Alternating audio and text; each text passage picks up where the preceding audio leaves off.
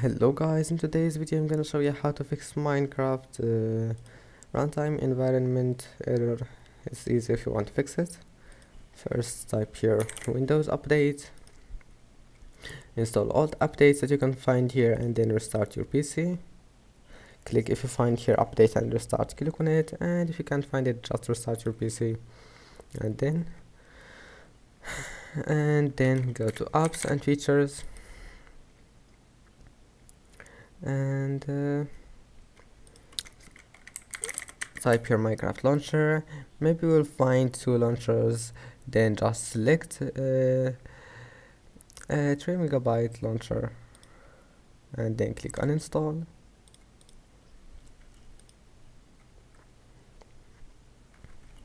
And now just go back and install it again.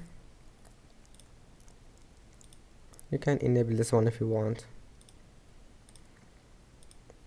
Now your problem must be fixed. Don't forget to like and see you in the next video.